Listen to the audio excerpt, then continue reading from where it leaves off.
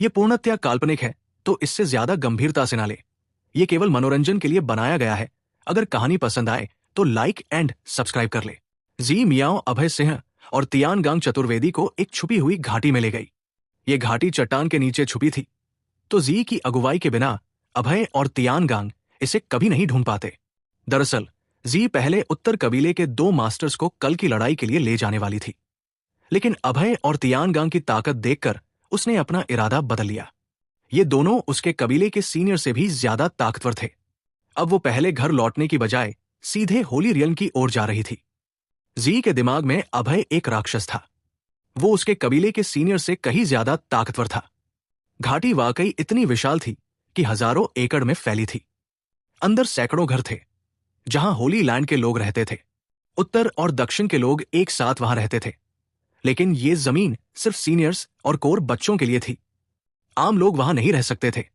घाटी में पहुंचकर अभय ने देखा कि यहां लगभग हर कोई मार्शल आर्ट्स का मास्टर था। सबसे कमजोर भी कम से कम मास्टर लेवल पर थे, ज्यादातर या आ लेवल पर। कुछ सीनियर्स तो एसएस लेवल तक पहुंचे थे, जिनमें गजब की ताकत थी। लेकिन सब में एक समानता थी। हर कोई अपने साथ एक जहरीला प्राणी लिए था, जैसे सांप, सेंटीपीड, मकड़ी या मेंढक। घाटी के बीच में कंक्रीट का एक बड़ा रिंग था। रिंग के चारों ओर ढेर सारे लोग जमा थे, जो संतनों की लड़ाई देखने आए थे।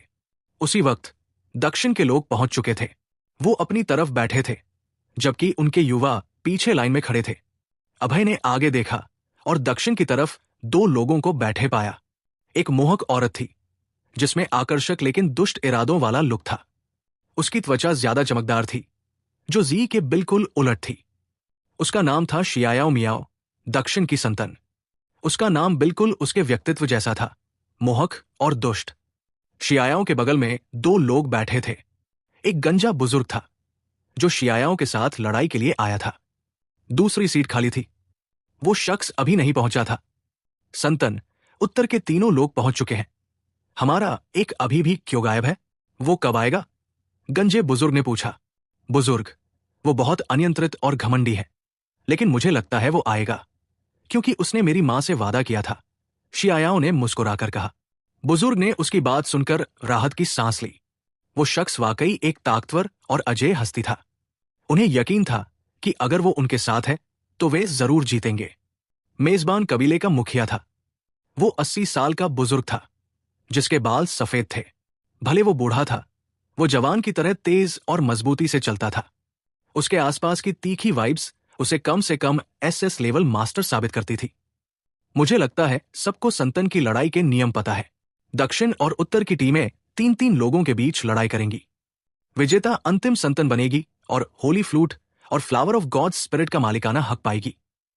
भले बुजुर्ग की उम्र थी और उसके बाल सफेद थे, उसकी आवाज इतनी जोरदार थी कि मीलों दूर के लोग भी साफ सुन सकते थे। कबीले के मुखिया ने परिचय खत्म किया तो दक्षिण की संतन शियाओ रिंग पर कूद गई और उत्तेजक ढंग से उत्तर की संतन जी को घूरने लगी। शियाओं की उत्तेजना का सामना करते हुए जी बस हंसी और रिंग पर चढ़ गई। वो पहले बहुत मिल चुकी थी और उनका रिश्ता बहुत खराब था। रिंग पर पहुंचते ही वो भिड़ गई। जी ने अपने खंजर को हवा में चमकाते हुए बिजली की तरह शियाओं की ओर भौंका। उसी वक्त शियाओं ने एक हड्डी की छड़ी निकाली और जी के खंजर के खिलाफ झूलने लगी। भले दोनों औरतें थी, उनकी ताकत गजब की थी और कम से कम एस लेवल तक पहुंची थी। वो वाकई संतन का खिताब डिजर्व करती थी। जूम, वो बहुत तेजी से हिल रही थी। उन्हें देखकर लोग उत्साहित हो रहे थे। कुछ युवा अपनी अपनी तरफ के लिए चिल्लाकर हौसला बढ़ाने लगे। जी शुद्ध और मासूम थी, शियाओ सेक्सी और आक्रामक। दोनों अपने अपने करिश्मे से लोकप्रिय थी। उत्तर के लोग जी को पसंद करते थे, दक्षिण के लोग शियाओं को। जी भले ताकतवर थी, वो नियमों का पालन करती थी और सीधे हमले करती थी। दूसरी तरफ शियाओ चालबाजी करती थी और जी के कमजोर हिस्सों पर हमला करती थी, जिससे उसे बहुत परेशानी हो रही थी। वो बिना रुके लड़ रही थी और कोई नतीजा नहीं निकल रहा था। सैकड़ों चालों के बाद दोनों ने अपने जहरीले पालतू जानवर छोड़े। जी ने ग्रीनी को छोड़ा, जबकि शियाओं ने एक सेंटीपीड। ग्रीनी और सेंटीपीड दोनों जहरीले थे। उनके लिए एक दूसरे को हराना मुश्किल था। जब दोनों संतनें सवे हमले तक पहुंची, शियाओं ने जमीन पर गिरने का नाटक किया। जब जी झुकी और अपना खंजर शियायाओं की गले पर रखने की कोशिश की। अचानक कुछ ड्रामेटिक हुआ।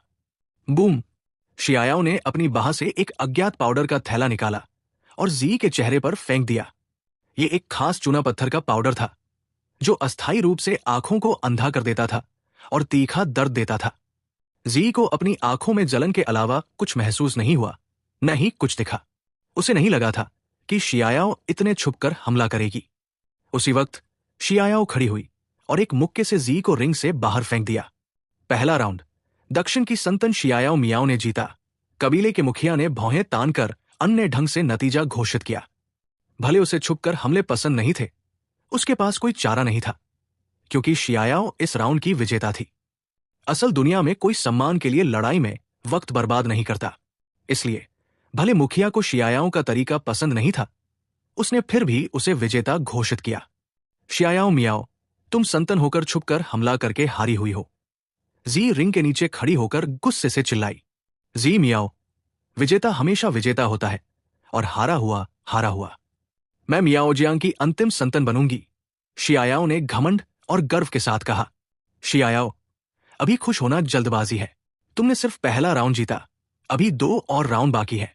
जी, हम 3 में से 2 जीतने का खेल खेल रहे हैं। हमें बस एक और राउंड जीतना है और ये खेल खत्म। अपना घमंड संभाल कर रखो, मैं तुम्हें हरा कर रहूंगी। जी के चेहरे पर गुस्सा फैल गया। जी गुस्से में उत्तर की तरफ अपनी सीट पर लौटी। अभी 2 राउंड बाकी है, तुम्हें जीतना होगा, वरना शियायाओ संतन बनेगी और उसे फ्लावर ऑफ गॉड स्पिरिट मिलेगा। चिंता मत करो, हम अगले 2 राउंड जीतेंगे। अभय ने हल्की मुस्कान के साथ आत्मविश्वास से कहा। उसे जरूर सावधानी बरतनी होगी, क्योंकि फ्लावर ऑफ गॉड्स स्पिरिट का मिलना पूरी तरह इस खेल पर निर्भर था। लेकिन उसे अपनी और चतुर्वेदी दादाजी की ताकत पर भरोसा था। दूसरे राउंड के लिए कौन जाएगा? जी मियाओ ने अभय सिंह और तियानगांग चतुर्वेदी से पूछा। उसका चेहरा अभी भी पीला था। उसके चेहरे पर पाउडर का अवशेष था। उसे बहुत असहज लग रहा था। अगर मुकाबला ना होता तो वो जरूर नहा लेती। मैं जाऊंगा, तियानगांग ने हल्की मुस्कान के साथ कहा और रिंग की ओर बढ़ा। वो नवद्वीप के टॉप 10 फाइटर्स में से एक था। उसकी ताकत गजब थी। नंबर 1 डेमन किंग का गुरु कोई साधारण इंसान कैसे हो सकता था? दक्षिण मियाओजियांग का उम्मीदवार एक गंजा बूढ़ा था जो एस लेवल फाइटर था। तियानगांग और गंजा बूढ़ा रिंग पर चढ़े और लड़ाई शुरू हुई। स्वूश! गंजे बूढ़े का दाहिना हाथ चील के पंजे में बदल गया। तीखी आवाज के साथ उसने तियानगांग की ओर पंजा मारा। तियानगांग ने हल्के से मुस्कुराया। उसके हाथ हवा के ब्लेड बन गए और उसने बूढ़े के पंजे की ओर काटा। बूम! हाथ और पंजे की टक्कर से जोरदार धमाका हुआ। तियानगांग टस से मस नहीं हुआ, जबकि गंजे बूढ़े का चेहरा बदल गया और वो कुछ कदम पीछे हट गया। जाहिर है तियानगांग ने ये मुकाबला जीत लिया। गंजे बूढ़े ने आंखें सिकोड़ी। उसे पता था कि उसका सामना एक मजबूत दुश्मन से है। तुरंत उसने अपनी सारी ताकत पंजों में डाली। उसके हाथों के आसपास हरी चमक थी जब उसने तियानगांग की ओर पंजा मारा। तियानगांग ने ठंडी मुस्कान दी और अपनी सारी ताकत विंडेज पाम में डाली, जिससे उसके हथेली की 10 छवियां बन गई। यह संकेत था कि उसने विंडेज पाम में महारत हासिल कर ली थी। उसके हथेली के वार हवा को चीर सकते थे। खटाक! गंजे बूढ़े का चील पंजा तियानगांग के विंडेज पाम से तुरंत कट गया। फिर तियानगांग ने गंजे बूढ़े का पीछा किया। गंजा बूढ़ा तियानगांग का मुकाबला नहीं कर सका तो उसने अपना जहरीला मेंढक छोड़ा। फिर भी तियानगांग ने उसे एक थप्पड़ से बाहर कर दिया। 30 वारों के बाद तियानगांग ने गंजे बूढ़े को रिंग से बाहर थप्पड़ मारकर लड़ाई खत्म की। भले गंजा बूढ़ा बहुत ताकतवर था और उसने जहरीला मेंढक भी इस्तेमाल किया, वो फिर भी तियानगांग का मुकाबला नहीं कर सका। गंजा बूढ़ा उदास होकर शियायाओ मियाओं के पास लौटा। उसने धीमी आवाज में कहा, संतन, मैं हार गया। शियायाओ ने हल्के से सिर हिलाया और बोली, ये तुम्हारी गलती नहीं। ये बुजुर्ग बहुत ताकतवर है। जरूर जी मियाओ ने इसे बाहर से बुलाया होगा। जल्दी मत करो, लायन डेमन किंग बस आने वाला है। वो उस नौजवान को जरूर हरा देगा। लायन डेमन किंग नाम सुनते ही गंजे बूढ़े के चेहरे पर डर की लकीर उभरी। लायन डेमन एक जंगली और ताकतवर हस्ती था। उसने कभी पूरे दक्षिण मियाओजियांग पर राज किया था। किसी वजह से उसने दक्षिण मियाओजियांग में रहना चुना। ऐसा लगता था कि इसका शियायाओं की मां से कुछ लेना देना था। बहुत अच्छे, हमने दूसरा राउंड जीत लिया। अगर हम तीसरा राउंड जीत गए तो मैं मियाओजियांग की संतान बनूंगी, जी ने उत्साह से कहा।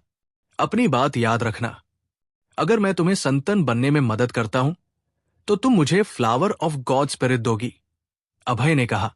अभय की बात पर जी का चेहरा बदल गया, लेकिन इस नौजवान के डर को सोचकर उसने सिर हिलाया और बोली, निश्चिंत रहो, मैं वादा करती हूं कि अगर तुम अगली लड़ाई जीत गए तो मैं तुम्हें फ्लावर ऑफ गॉड स्पिरिट दूंगी। अभय ने सिर हिलाया और रिंग की ओर बढ़ा। क्या तीसरा राउंड इतना अहम है? उत्तर मियाओजियांग की संतान ने इतने नौजवान को क्यों भेजा? हां, अभी के दोनों बुजुर्ग इतने ताकतवर थे, एक नौजवान का क्या फायदा? हाय, लगता है उत्तर मियाओजियांग की संतान हारने वाली है। अभय को रिंग पर चढ़ते देख आसपास के लोग जोश में चर्चा करने लगे। सबको यकीन था कि वो हार जाएगा। अभय अभी रिंग पर चढ़ा ही था कि बाहर से एक जंगली आवाज आई, शियायाओ, लायन अंकल आ गया। आज मैं तुम्हें संतान का खिताब दिलवाऊंगा। फिर एक लंबा, हट्टा कट्टा, दाढ़ी वाला आदमी कमरे में आया। उसने चमड़े का कपड़ा पहना था और हाथ में कांटेदार गदा थी। मध्यम आयु का यह आदमी शेर जैसा था और दबंग वाइब्स छोड़ रहा था। उसके हर कदम से जमीन कांपती और जोर की आवाज होती थी। लायन अंकल, आप आ गए, बहुत अच्छे। हम एक राउंड हार चुके हैं और एक जीत चुके हैं। तीसरे राउंड के लिए आप पर निर्भर हूं, शियायाओ ने खुशी से कहा। उसे पता था कि अगर लायन अंकल यहां है तो वो तीसरा राउंड जरूर जीतेगी। संतान का खिताब उसका होगा। उस आदमी को देखकर आसपास के लोगों के चेहरे बदल गए। जाहिर है सब उसे पहचानते थे। Lion demon king. यकीन नहीं होता कि दक्षिण मियाओजियांग की संतान ने लायन डेमन किंग को बुला लिया। ये नौजवान तो गया, के वो सिर्फ गया ही नहीं, टुकड़े टुकड़े हो जाएगा। तुम सही हो, लायन डेमन किंग बेरहम है। अफवाह है कि वो दक्षिण मियाओजियांग का नंबर 1 फाइटर है। आसपास के लोग जोश में चर्चा कर रहे थे। वे लायन डेमन किंग को सम्मान और डर भरी नजरों से देख रहे थे। ओ नहीं, ये लायन डेमन किंग है। जी के चेहरे पर निराशा उभरी और उसका चेहरा रक्तहीन हो गया। उसे लायन डेमन किंग की ताकत का अंदाजा था। वो दक्षिण मियाओजियांग का नंबर 1 फाइटर था। उत्तर मियाओजियांग में भी कोई उसका मुकाबला नहीं कर सकता था। जब से लायन डेमन किंग दर्जन साल पहले मियाओजियांग आया, उसने मियाओजियांग के 100 से ज्यादा ताकतवर फाइटर्स को हराया। उसकी ताकत ने मियाओजियांग को हिला दिया था। वो बहुत ताकतवर था और अफवाह थी कि वो शेर को 2 टुकड़ों में चीर सकता है। किसी को नहीं लगा था कि लायन डेमन शियायाओं की मदद करेगा। लायन डेमन किंग को देखकर तियानगांग के चेहरे पर अविश्वास था। दोस्त, शियायाओ चाहती है कि मैं तुम्हें हराऊं। मैं एक मुक्के से तुम्हारा सिर काट दूंगा, लायन डेमन ने घमंड से कहा। उसका ताकतवर शरीर हवा में उछला और जोरदार धमाके के साथ रिंग पर उतरा। अभय की पीठ लायन डेमन किंग की ओर थी, तो उसे उसका चेहरा नहीं दिखा।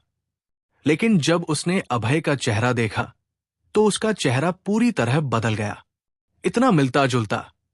ये नौजवान कांकरर से इतना मिलता जुलता क्यों था? लायन डेमन किंग सन्न रह गया।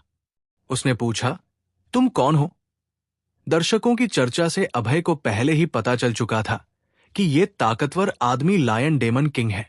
वो उसके पिता के अधीन दूसरा डेमन था, जो सिर्फ उसके गुरु विंड डेमन से पीछे था। मेरा नाम अभय सिंह है। मैं कांकरर सिन्ह परिवार के तीसरे मास्टर का बेटा हूं। अभय ने शांत ढंग से ताकतवर मध्यम आयु के आदमी को देखते हुए कहा। क्या कांकरर का बेटा? लायन डेमन किंग सन्न रह गया। उसने नौजवान को गौर से देखा और पाया कि वो कांकरर से बहुत मिलता जुलता है। फिर एक परिचित आवाज गूंजी, लायन, बहुत वक्त बाद मिले। परिचित आवाज सुनकर लायन डेमन किंग ने मुड़कर उत्तर मियाओजियांग की ओर देखा। उसने पहली नजर में तियानगांग चतुर्वेदी को देखा। वो जाहिर है सिन्हा परिवार के हाउसकीपर को पहचानता था। हाउसकीपर, आप यहां क्यों हैं? लायन डेमन ने हैरानी से पूछा। उसकी आंखें उलझन से भरी थी। उसे पता था कि तियानगांग सिन्हा परिवार का हाउसकीपर है। उसे नवद्वीप में होना चाहिए। वो मियाओजियांग में क्या कर रहा है? लायन, मैं तुम्हें बताता हूं। ये कांकरर का बेटा है, तियानगांग ने हल्के से अभय की ओर इशारा करते हुए कहा। लायन डेमन की आंखों में भावनाओं की चमक उभरी। उसका पूरा शरीर उत्साह से कांपने लगा। लायन डेमन अभय में कांकरर की झलक देख सकता था। चूंकि हाउसकीपर ने कहा कि अभय कांकरर का बेटा है, तो ये सच होगा। हाउसकीपर ऐसी बात पर उससे झूठ नहीं बोलेगा। पेंग। दर्शकों की हैरानी के बीच लायन डेमन किंग एक घुटने पर अभय के सामने झुक गया। उसने सम्मान से कहा, यंग मास्टर, मैं number 2 demon, lion demon king हूं। लायन डेमन किंग को अभय सिंह के सामने घुटने टेके और यंग मास्टर कहते देख हर कोई सन्न रह गया। उन्हें लगा जैसे वो सपना देख रहे हैं। दक्षिण मियाओजियांग के लोग हक्के बक्के थे। लायन डेमन किंग दक्षिण मियाओजियांग का नंबर 1 फाइटर था। उन्होंने उसे मुकाबले के लिए बुलाया था। लेकिन अब उनकी तरफ का नंबर 1 फाइटर एक नौजवान के सामने घुटनों पर था। ये क्या हो रहा था? मियाओजियांग के कुछ ताकतवर फाइटर्स पहले तो सन्न रहे, फिर उनके चेहरों पर डर छा गया। उन्हें जल्दी समझ आ गया कि जो शख्स लायन डेमन किंग को झुका सकता है, वो उससे भी ज्यादा ताकतवर हस्ती होगा। बेशक सिर्फ ताकतवर फाइटर्स को ही अभय की ताकत का अंदाजा था। आम लोग उसकी ताकत महसूस नहीं कर सकते थे। आखिर आम इंसान की ताकत सीमित होती है। वो अभय के आसपास की ताकतवर वाइब्स नहीं देख सकते थे। पूरा इलाका मरघट की तरह खामोश था। लायन डेमन किंग की हरकत ने सबको हैरान कर दिया था। लायन डेमन किंग अभय के सामने झुक गया था। इतना ही नहीं, इसका मतलब था कि उत्तर मियाओजियांग का नंबर 1 फाइटर अभय के सामने घुटनों पर था। मियाओजियांग का लीडर सन्न रह गया। उसने अपने दिल की भावनाओं को दबाया और बोला, अभय, लायन डेमन किंग, ये तीसरा राउंड है। जल्दी लड़ाई शुरू करो। लायन डेमन किंग ने हल्के से कहा, मैं तीसरे राउंड में हार मानता हूं। वो यंग मास्टर से लड़ने की हिम्मत नहीं कर सकता था। अगर उसने यंग मास्टर को चोट पहुंचाई तो कांकरर को पता चलने पर वो उसकी खाल उधेड़ देगा। मैं हार मानता हूं। आसपास के लोगों के मुंह खुले रह गए। पिछले दर्जन सालों में लायन डेमन किंग ने पूरे मियाओजियांग को झकझोरा था। उसने कभी कहा था कि वो कभी हार नहीं मानेगा, लेकिन अब वो एक नौजवान से हार मान रहा था। अगर शियाओ मियाओ ने उसे लायन अंकल न कहा होता तो उन्हें यकीन नहीं होता कि सामने वाला शख्स लायन डेमन किंग है। लायन डेमन किंग ने हार मान ली। ये पूरे मियाओजियांग में तूफान ला देगा। लीडर ने भी लायन डेमन किंग को हैरानी से देखा। उसे नहीं पता था कि क्या कहे। अब जब लायन डेमन किंग ने हार मान ली तो तीसरा राउंड वो हार गया। विजेता उत्तर मियाओजियांग की संतान होगी। जैसे ही लीडर विजेता घोषित करने वाला था, शियाओ मियाओ खड़ी हुई और जोर से बोली, लीडर, मैं हार नहीं मानती। लीडर ने भौहें तानी और पूछा, शियाओ, तुम हार क्यों नहीं मान रही हो? लीडर, संतन की लड़ाई जंगी ताकत पर निर्भर करती है। मुकाबला जीतने के लिए 3 में से 2 राउंड जीतने होते हैं। मैं हार इसलिए नहीं मान रही क्योंकि मुझे नहीं पता कि लायन अंकल ने हार क्यों मानी। मुझे ये नाइंसाफी लगती है। शियाओ ने हल्के से कहा, अगर वो संतन का खिताब हासिल करती तो वो मियाओजियांग की मुखिया बन जाएगी। उसकी ताकत लीडर से भी ज्यादा होगी। उसे ढेर सारी शक्ति और संसाधन मिलेंगे। शियाओ जाहिर तौर पर यह खिताब चाहती थी। वो न सिर्फ निजी सम्मान चाहती थी, बल्कि अपने परिवार के हितों को भी देखना था। शियाओ की बात सुनकर दक्षिण मियाओजियांग के लोग भी हंगामा करने लगे। उनके विरोध का सामना करते हुए लीडर का चेहरा हल्का सा बदल गया। उसे नहीं पता था कि क्या करे। अभय ने हल्की मुस्कान के साथ कहा, शियाओ मियाओ, तुम लोग हार इसलिए नहीं मान रहे क्योंकि तीसरे प्रतिनिधि ने लड़ाई नहीं की। मैं तुम्हें एक मौका दे सकता हूं। अगर दक्षिण मियाओजियांग का कोई मुझे हरा दे तो मैं हार मान लूंगा। ठीक है, तुम्हें अपनी बात रखनी होगी। मैं किसी को तुमसे लड़ने के लिए चुनूंगी। शियाओ के मोहक चेहरे पर खुशी की चमक उभरी। शियाओ ने शुरू में अपनी उम्मीदें लायन डेमन किंग पर रखी थी। उसे नहीं लगा था कि वो घुटने टेक कर सीधे हार मान लेगा, लेकिन ये खिताब की लड़ाई थी, वो हार नहीं मान सकती थी। शियाओ ने दक्षिण मियाओजियांग के लोगों में लंबे वक्त तक देखा, लेकिन कोई ताकतवर फाइटर नहीं मिला। एकमात्र ताकतवर फाइटर, गंजा बूढ़ा, पहले ही तियानगांग से चोटिल हो चुका था। जाहिर है वो दूसरी लड़ाई के लिए तैयार नहीं था। अगर ऐसा है तो मैं खुद रिंग पर लड़ूंगी। शियाओ ने दांत भींचकर सोचा और रिंग की ओर बढ़ी। शियाओ, तुम क्या कर रही हो? लायन डेमन किंग ने उसे रिंग पर चढ़ते देख कहा। उसका चेहरा बदल गया था। लायन अंकल, मुझे नहीं पता कि आपने क्यों घुटने टेके या हार मानी, लेकिन आपने मुझसे कहा था कि कभी हार नहीं माननी चाहिए, हमें आखिरी दम तक लड़ना चाहिए। शियाओ ने मजबूती से कहा। उसका मोहक चेहरा आकर्षक ढंग से चमक रहा था। लायन डेमन किंग ने उसकी बात सुनकर कड़वी मुस्कान दी। उसने बात आगे नहीं बढ़ाई। उसे पता था कि शियाओ बहुत जिद्दी है, वो उसकी बात नहीं सुनेगी। हां, लायन डेमन किंग ने शियाओ को ये बातें कही थी, लेकिन ये सामने वाले पर निर्भर करता है। अगर लायन डेमन किंग का सामना नवद्वीप के 4 बड़े परिवारों के मुखिया से होता तो वो लड़ाई से पीछे नहीं हटता। लेकिन अभय कोई साधारण हस्ती नहीं था। वो कांकरर का बेटा था, जो उसका मालिक था। अभय उसका यंग मास्टर था। वो उस पर हाथ उठाने की हिम्मत नहीं कर सकता था। अभय सिंह, मैं आज तुम्हें हराऊंगी। मैं देखना चाहती हूं कि तुम में क्या है जो मेरे लायन अंकल ने हार मानी। शियाओ ने क्रूरता से कहा। सच कहें, लायन डेमन किंग उसका आइडल था। इन सालों में उसने शियाओ को लड़ना सिखाया था। उसे अपना आइडल अभय के सामने घुटने टेककर हार मानते देख असहजता हुई। अभय ने सिर हिलाया और बोला, तुम्हारा सम्मान करने के लिए मैंने फैसला किया है कि तुम्हें एक ही वार में हराऊंगा।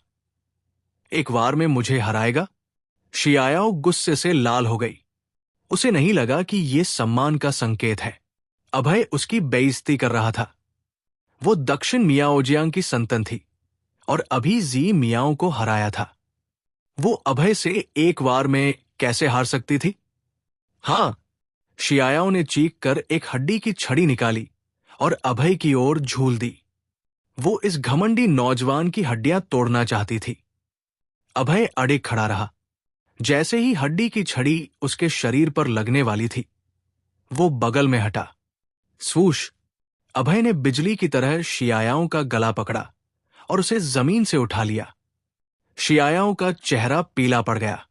उसने डर से अभय को देखा। इस आदमी की रफ्तार बिजली जैसी थी। इससे पहले कि वो कुछ कर पाती, वो हार चुकी थी।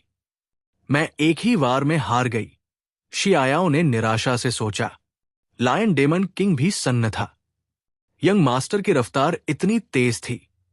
वो मुझसे भी तेज है। इस पल लायन डेमन किंग को थोड़ा सुकून हुआ कि उसने यंग मास्टर से लड़ाई छोड़ दी थी। वो यंग मास्टर का मुकाबला नहीं कर सकता था। आसपास के लोग अभय को राक्षस की तरह डर भरी नजरों से देख रहे थे। तुम हार गई, अभय ने शियाओ का गला छोड़ते हुए कहा। फिर वो मुड़ा और रिंग से नीचे उतर गया। शियाओ ने जटिल भावनाओं के साथ अभय को देखा। ये नजरें सिर्फ तब उभरती थी जब वो किसी ताकतवर मर्द को देखती थी। अभय ने तीसरा राउंड जीत लिया। मियाओजियांग के लीडर ने घोषणा की कि उत्तर मियाओजियांग की संतान जी मियाओ ने मुकाबला जीत लिया और संतन का खिताब हासिल किया। जी मियाओ मियाओजियांग की असली संतन बन गई। उसने संत बांसुरी और फ्लावर ऑफ गॉड्स स्पिरिट जीता और सभी लोगों का सम्मान हासिल किया। भले मुकाबला खत्म हो गया था, हर कोई अभय को हैरानी भरी नजरों से देख रहा था। वे उसकी ताकत से चकित थे। शियाओ वो थी जो जी मियाओ को हरा सकती थी, लेकिन वो अभय से एक वार में हार गई। ये नौजवान कितना ताकतवर होगा? उसकी ताकत ने मियाओजियांग को हिला दिया। आज से अभय हर किसी के दिल में नंबर 1 फाइटर बन गया। मियाओजियांग होली रियल्म, संतन का कमरा। ये एक पवित्र कमरा था जिसमें सिर्फ संतन रह सकती थी। इस वक्त कमरे में एक मर्द था। वो मर्द था अभय सिंह। वो जी मियाओ के बगल में बैठा था। जी अभय को हैरानी से देख रही थी। भले उसे पहले से इस शख्स की ताकत का अंदाजा था, फिर भी जब उसने शियाओ मियाओ को एक वार में हराया तो वो हैरान रह गई। अभय सिंह, ये फ्लावर ऑफ गॉड स्पिरिट है। लो, जी ने हल्की मुस्कान के साथ एक बैंगनी लकड़ी का डिब्बा अभय को देते हुए कहा। उसने अभय के साथ सौदा किया था।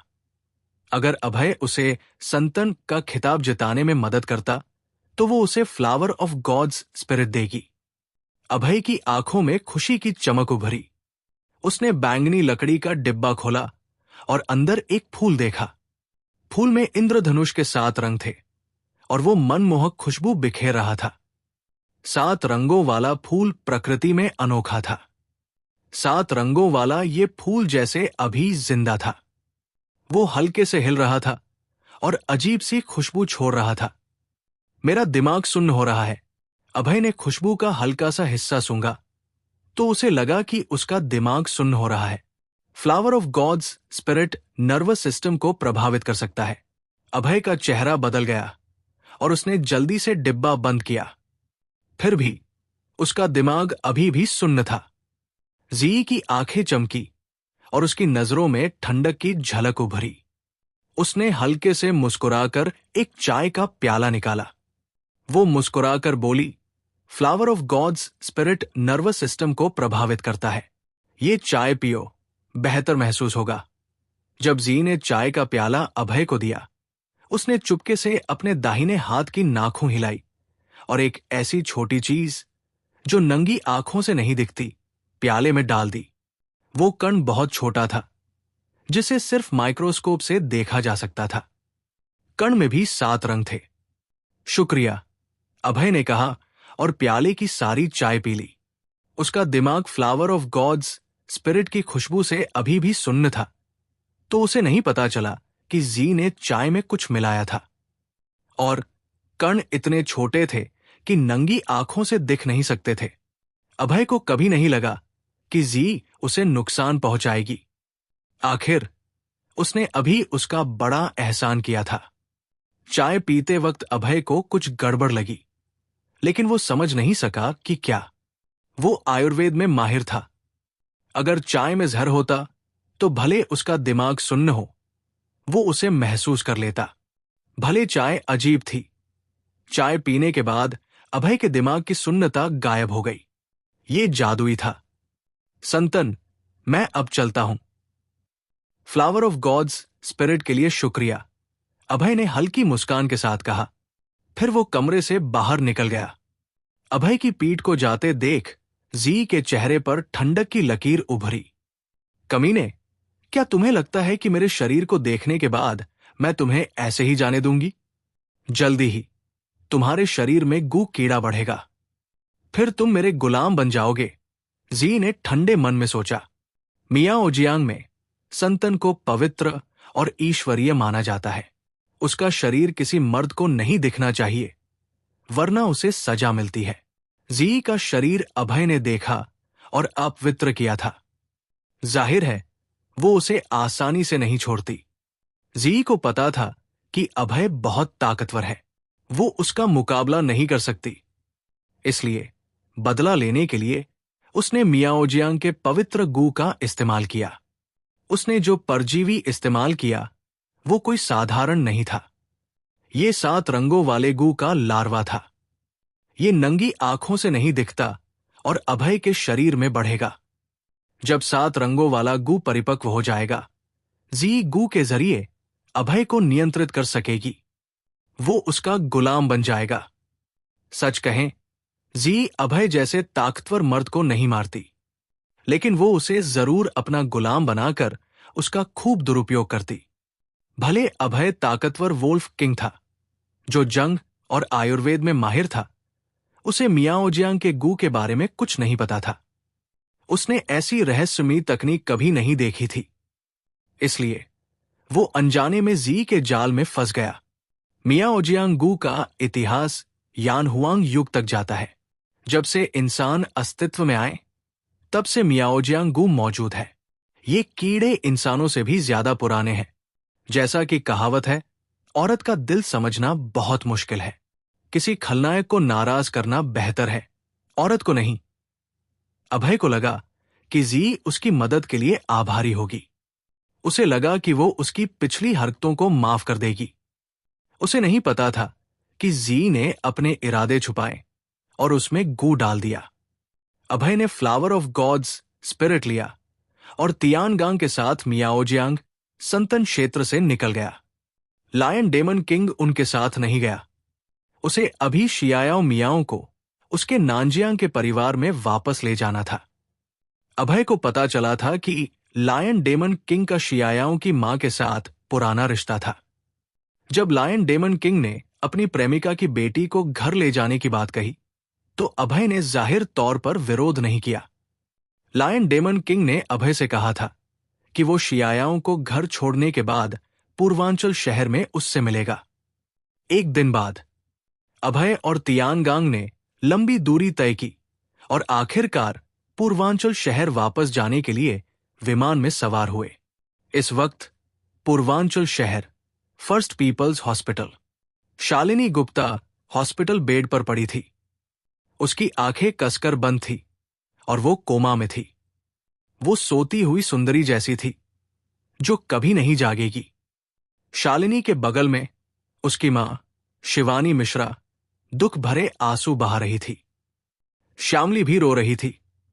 वार्ड के बाहर साधु और किंग कॉन्ग पहरा दे रहे थे और किसी भी अजनबी को वार्ड में घुसने से रोक रहे थे। जब अभय वार्ड में पहुंचा, तो सबकी आंखों में खुशी चमकी। बॉस, आपको फ्लावर ऑफ गॉड स्पिरिट मिल गया, साधु ने भावुक होकर कहा। अभय ने पुष्टि में सिर हिलाया। साधु ने अभय को खुशी और प्रशंसा भरी नजरों से देखा। बॉस इतना ताकतवर था। फ्लावर ऑफ गॉड्स स्पिरिट मियाओजियांग का संतन फूल था। सिर्फ संतन को इसकी पहुंच थी। उसे यकीन नहीं हो रहा था कि बॉस इसे ढूंढ लाया। वो कमाल का था। सासू मां, आप जाकर आराम करें। मुझे फ्लावर ऑफ गॉड स्पिरिट मिल गया है। मैं शालिनी को बचाऊंगा। शिवानी का आंसुओं से सना चेहरा देखकर अभय का दिल दुख से भर गया। ठीक है अभय, कृपया शालिनी को जगा दो, शिवानी ने वार्ड से निकलते हुए कहा। शालिनी को स्थिर देख अभय के चेहरे पर कोमलता उभरी। अभय ने फ्लावर ऑफ गॉड्स स्पिरिट निकाला और उसकी पंखुड़ियों को तरल में पीसकर शालिनी के मुंह में डाला। फ्लावर ऑफ गॉड्स स्पिरिट का तरल 7 रंगों का था। वो तीखी खुशबू बिखेर रहा था। ये शालिनी के होठों से गले तक गया और धीरे धीरे उसके शरीर में समा गया। फ्लावर ऑफ गॉड्स स्पिरिट की जादुई ताकत ने शालिनी की नसों को पूरी तरह ठीक कर दिया। शालिनी को लगा कि उसने एक लंबा सपना देखा। सपना इतना लंबा था कि वो तब जागी जब उसके सामने 7 रंगों वाला फूल आया। शालिनी ने धीरे धीरे अपनी आंखें खोली और सामने एक अनजान मर्द को देखा। शालिनी गुप्ता ने अपनी आंखें खोली और एक अनजान मर्द को देखा। उसकी आंखों में उलझन थी। ये मर्द इतना अजीब था। वो उसे इतनी भावुकता से क्यों देख रहा था? शालिनी ने भौहें तानी।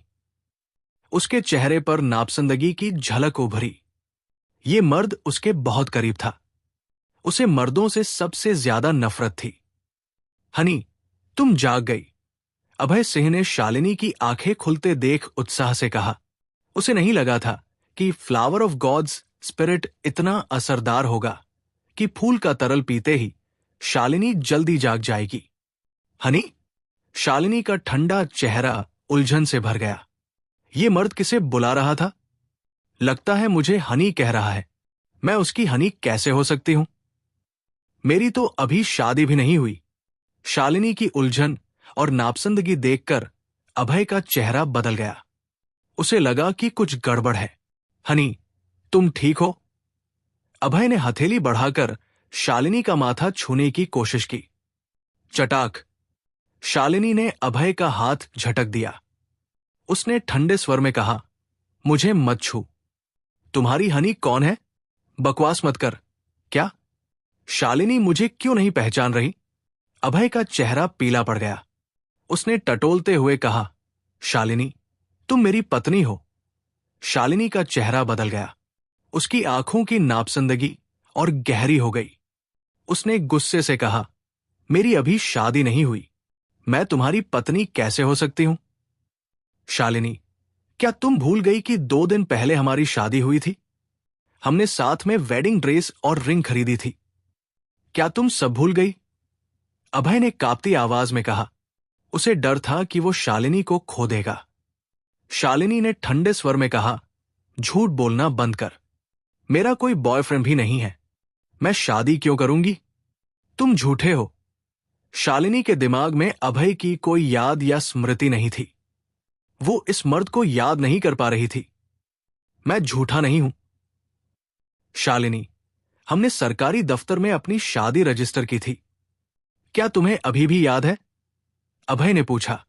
शालिनी गुस्से से बोली, चलो यहां से। तुम झूठे हो।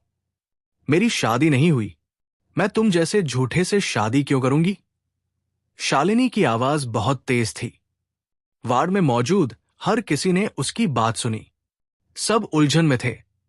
क्या हो रहा था? शालिनी ने अभय को जाने के लिए क्यों कहा? क्या वो अभय से गहरा प्यार नहीं करती थी? अभय का चेहरा रक्तहीन था। उसके चेहरे पर निराशा उभरी। उसे पता था कि अगर शालिनी को उसकी याद होती तो वो उसे जाने को नहीं कहती। उसने अपनी याददाश्त खो दी थी। जिस चीज से उसे सबसे ज्यादा डर था वो हो गया था। शालिनी ने अपनी याददाश्त खो दी थी। शालिनी की नसें क्षतिग्रस्त थी। उसने अपनी सारी पुरानी यादें खो दी थी। भले फ्लावर ऑफ गॉड्स स्पिरिट ने उसकी नसों को ठीक कर दिया, वो उसकी यादें वापस नहीं ला सका। शालिनी ने अपनी यादें खो दी थी। वो अब उसे नहीं पहचानती थी। उसे उनकी शादी तक याद नहीं थी। अभय का चेहरा पीला था। उसे लगा जैसे उसका दिल लाख टुकड़ों में बंट गया। वे सबसे परिचित अजन भी बन गए थे। उन्होंने साथ में इतना कुछ देखा था, उतार चढ़ाव। शालिनी को उसमें से कुछ भी याद नहीं था। शालिनी की आवाज सुनकर शिवानी मिश्रा जल्दी से वार्ड में आई। उसने कहा, छोटी शालिनी, मैं तुम्हारी मां हूं। क्या तुम मुझे अभी भी याद करती हो? शालिनी ने उसे थोड़ी देर देखा और जैसे उसे याद आया, उसने कहा, मां, मैं आपको जरूर याद करती हूं। आप ऐसा अजीब सवाल क्यों पूछ रही हैं? शिवानी की आंखों में खुशी की चमक उभरी। उसे डर था कि शालिनी उसे भी नहीं पहचानेगी। चूंकि शालिनी ने उसे पहचान लिया, इसका मतलब था कि उसने अपनी याददाश्त का सिर्फ हिस्सा खोया है। छोटी शालिनी, ये तुम्हारा पति है। क्या तुम उसे अभी भी याद करते हो? शिवानी ने टटोलते हुए पूछा। उसने ये सवाल इसलिए पूछा क्योंकि उसने गलियारे से शालिनी की चीखें सुनी थी। वो अभय के अपनी बेटी के लिए किए हर काम के लिए आभारी थी। शालिनी ने सिर हिलाया और पूछा, मां, आप बकवास क्यों कर रही हैं? मेरी शादी नहीं हुई। मेरा पति कैसे हो सकता है? आपको पता है कि मुझे मर्द पसंद नहीं। मुझे मर्दों से सबसे ज्यादा नफरत है। इसे यहां से जाने को कहें। मर्दों से नफरत, उसे जाने को कहा। अभय का चेहरा पीला पड़ गया। उसे पता था कि शालिनी उसे भूल गई है। इस वक्त डीन शु झाओ वार्ड में आए। डायरेक्टर शु झाओ ने सबसे आधुनिक मेडिकल उपकरणों से शालिनी के दिमाग की जांच की। फिर उन्होंने उसे आसपास के लोगों को पहचानने को कहा। आखिर में शु झाओ ने निष्कर्ष निकाला कि शालिनी ने अपनी याददाश्त खो दी है। उसे सिर्फ 3 महीने पहले की बातें याद थी।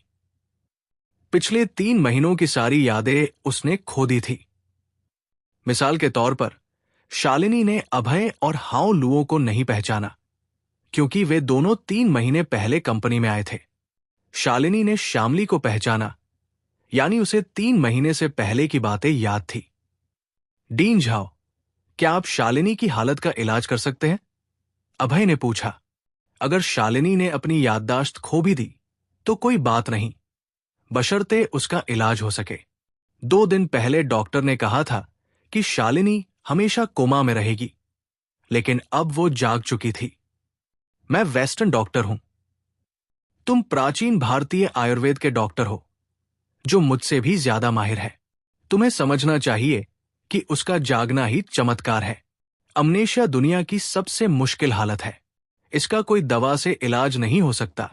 शु झाओ ने आह भरते हुए अभय को तरस भरी नजरों से देखकर कहा। शु झाओ को सामने वाले नौजवान के लिए बहुत अफसोस था।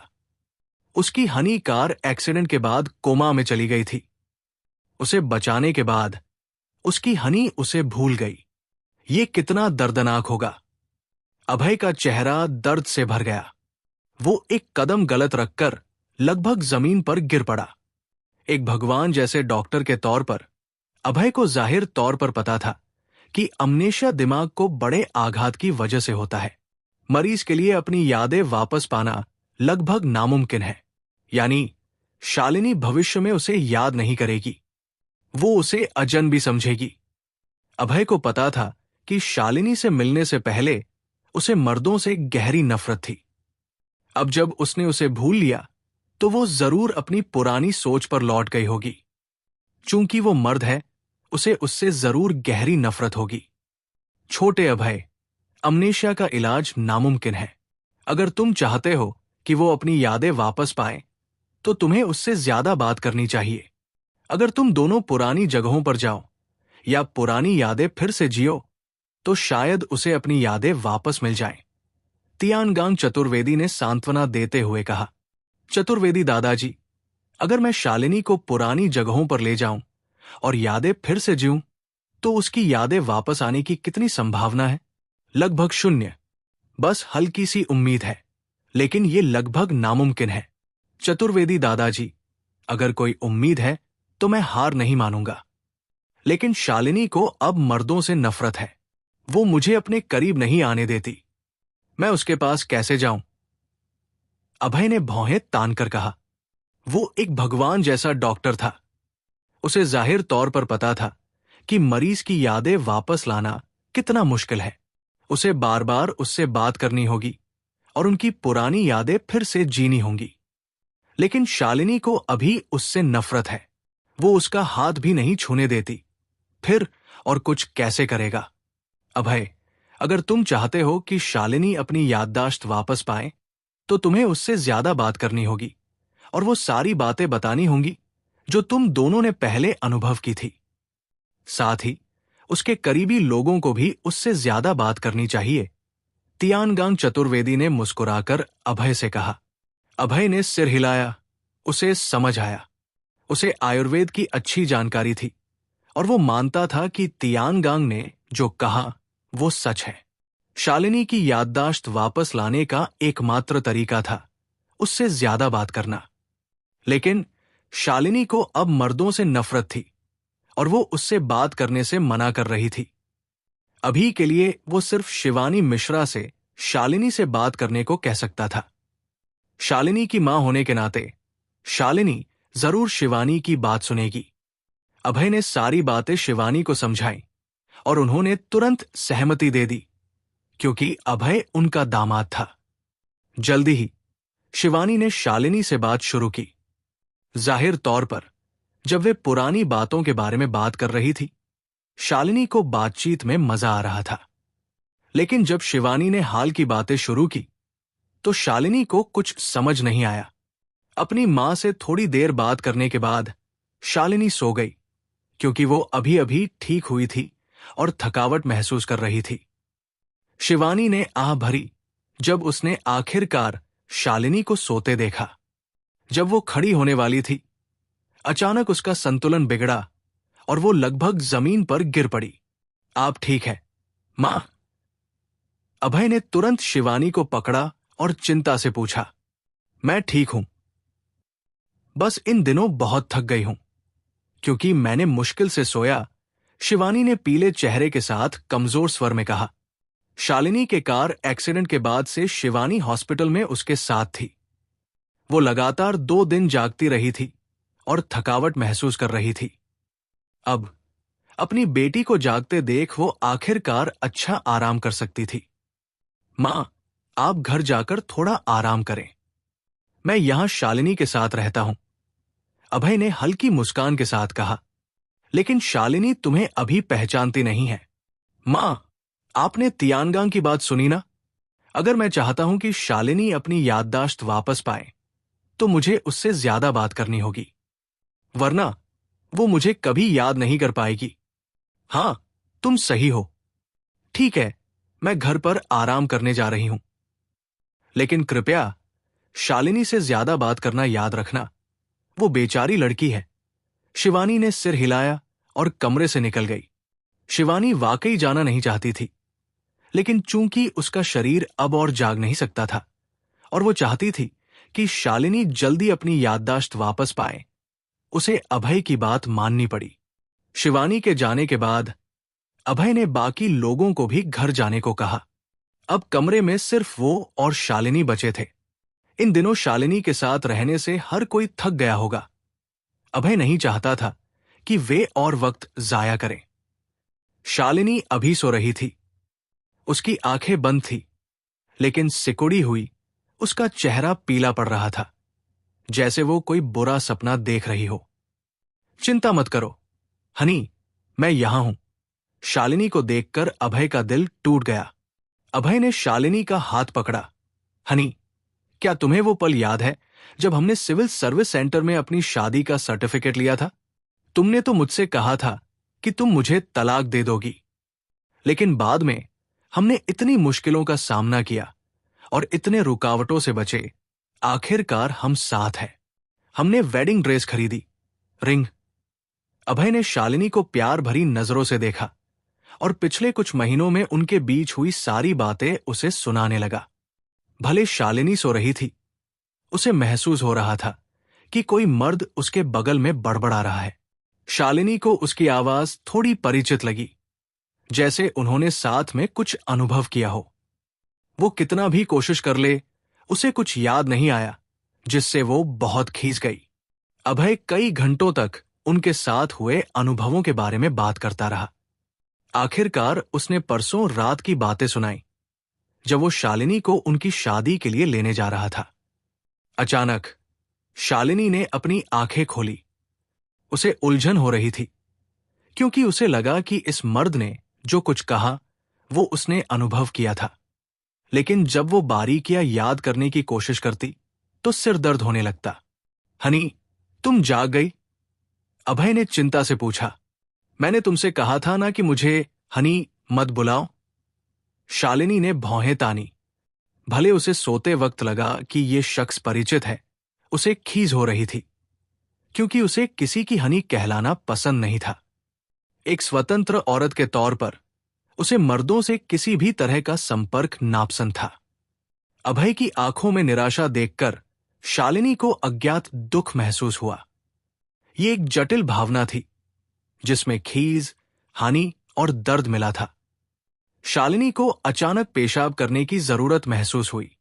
उसका चेहरा लाल हो गया और उसे नहीं पता था कि किसे बुलाए, क्योंकि कमरे में सिर्फ अभय था। उसने अपनी मां को ढूंढने की कोशिश की। उसे नहीं पता था कि उसकी मां आराम करने घर जा चुकी थी। उसने नर्स को बुलाने की कोशिश की, लेकिन पाया कि कमरे का स्पीकर काम नहीं कर रहा था और अब आधी रात थी। हॉस्पिटल में सन्नाटा था और उसके कमरे के आसपास कोई नहीं था।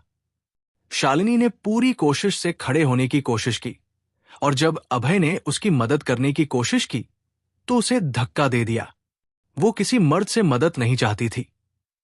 भले ये शख्स उससे बहुत बात कर रहा था, उसे अभी भी मर्दों के प्रति नकारात्मक भावनाएं थी। अभय को बुरा लगा जब शालिनी ने उसे धक्का दिया। शालिनी आखिरकार खुद खड़ी हो गई। बीमारी से ठीक होने के बाद वो अभी बहुत कमजोर थी, फिर भी उसने बहुत कोशिश की।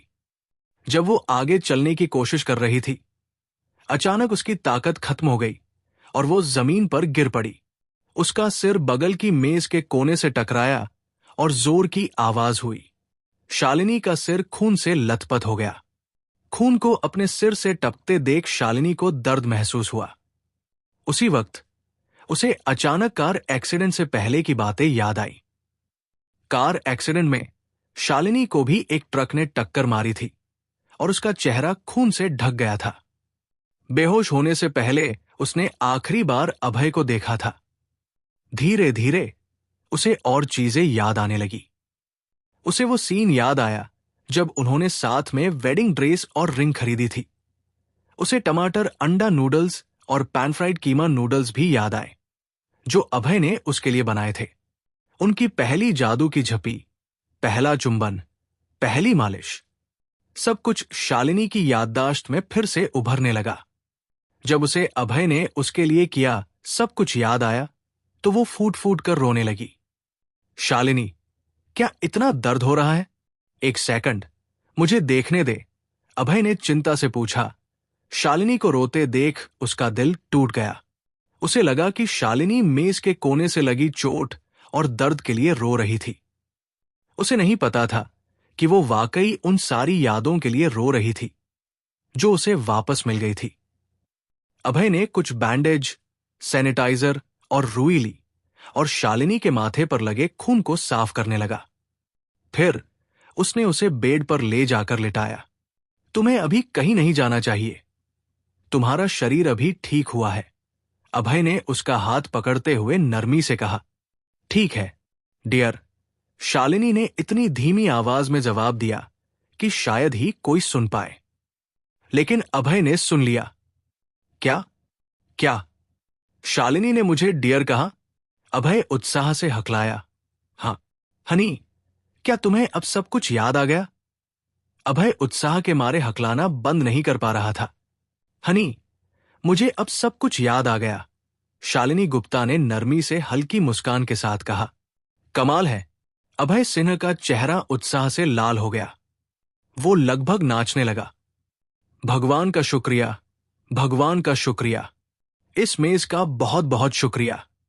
अभय ने मेज को चूमा क्योंकि शालिनी ने उस पर ठोकर खाकर अपनी याददाश्त वापस पाई।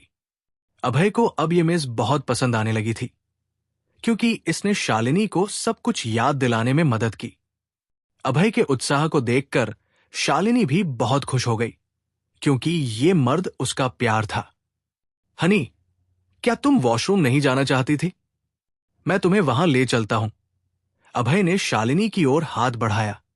शालिनी का चेहरा लाल हो गया और उसे फिर से शर्मिंदगी महसूस हुई, लेकिन आखिरकार उसने अभय को उसे उठाने दिया क्योंकि वो उसका पति था और कमरे में वही अकेला था। वॉशरूम से लौटकर शालिनी जल्दी से अपने बेड पर पहुंची और कंबल के नीचे घुस गई। उसका दिल जोर जोर से धड़क रहा था और उसे इस बात की गहरी शर्मिंदगी थी कि वे दोनों साथ में वॉशरूम गए। अभय देख सकता था कि शालिनी को अटपटा लग रहा है। फिर वो उसके बगल में रहा और उसे कहानियां सुनाने लगा। कहानियां सुनते सुनते शालिनी धीरे धीरे सो गई। उसके चेहरे पर हल्की मुस्कान थी। शालिनी को अच्छे से सोते देख अभय को सुकून मिला। नवद्वीप, वशिष्ठ परिवार। घर में दुख और गंभीरता का माहौल था। हर कोने में सन्नाटा था। कांकियों वशिष्ठ ने उदास नजरों से सीढ़ियों के नीचे खड़े मध्यम आयु के मर्द को देखा। चोंग वशिष्ठ, क्या तुमने कहा कि टेंग्युआन वशिष्ठ और तियानहु झेन मर गए? हाँ मुखिया, दोनों को अभय ने मार डाला, चोंग वशिष्ठ ने जवाब दिया। कांकियों की आंखों से इतनी ठंडी नजर निकली कि हवा जम जाए। उसका बेटा, परिवार का बुजुर्ग और तियानहु झेन सब अभय ने मारे। ये उसके लिए चुनौती थी। लेकिन कांकेयों को यह भी पता था कि यह शख्स आसान नहीं है। उसे इसके लिए ड्रैगन किंग पर निर्भर रहना होगा। चोंग वशिष्ठ, क्या तुम्हें ड्रैगन किंग की कोई खबर मिली? मुखिया, उन्होंने कहा कि वो कल तक अमेजन रेनफॉरेस्ट से वापस आ जाएंगे। चोंग वशिष्ठ ने सिर झुकाकर कहा। शानदार, कांगक्योंग उत्साह से चिल्लाया। ड्रैगन किंग कौन था? वो पूरे नवद्वीप का टॉप मास्टर था। कांकरर के बाद वो सबसे महान शख्स था। वो ड्रैगन कॉन्टिनेंट का सबसे ताकतवर था। पूरे भारत में कोई ड्रैगन किंग को हरा नहीं सकता था। जैसे ही ड्रैगन किंग वापस आएगा, मैं उसे तुम्हें नरक भेजने को कहूंगा। अभय सिंह। कांगक्योंग ने अपने गुस्से को काबू करते हुए फिर पूछा, क्या तुमने वो चीजें जांच की जो मैंने तुमसे पूछी थी? जय नवद्वीप यंग मास्टर्स गैदरिंग में अभय से क्यों भिड़ा? हां मालिक। नवद्वीप यंग मास्टर्स बैंक्वेट में जय ने अभय को रूपा को चूमते देखा। रूपा की मंगेतर होने के नाते जय को गुस्सा आया जब उसने अपनी मंगेतर को किसी और मर्द से चूमते देखा। फिर वो बर्दाश्त नहीं कर सका और उसने अभय को डेथ बैटल के लिए चुनौती दी। बदकिस्मती से अभय ने उसे मार डाला। चोंग वशिष्ठ ने झुककर अपनी इकट्ठा की जानकारी समझाई। चोंग वशिष्ठ ने गैदरिंग के कुछ लोगों से पूछा था और उन लोगों ने तुरंत सब कुछ बता दिया जो उन्होंने देखा था। रूपा एक छिनाल है। उसने मेरे बेटे की मंगेतर होने के बावजूद किसी और मर्द को चूमा और धोखा दिया। हां मुखिया, मुझे भी लगता है कि रूपा छिनाल से कम नहीं। अगर वो न होती तो जय की मौत न होती। अब उसे सारे फायदे मिल रहे हैं। हां, फायदे? वो सपने देख रही है। अभी सिन्हा परिवार जाऊं और उन्हें बताऊं कि युआन किंग कल रूपा से शादी करेगा। कांगक्योंग ने आक्रामक ढंग से कहा। लेकिन मुखिया, युआन किंग दूसरा बेटा है और जय का भाई भी। मुझे नहीं लगता कि उसका रूपा से शादी करना ठीक होगा। चोंग वशिष्ठ ने भौहें तान कर कहा। वाकई रूपा जय की मंगेतर थी।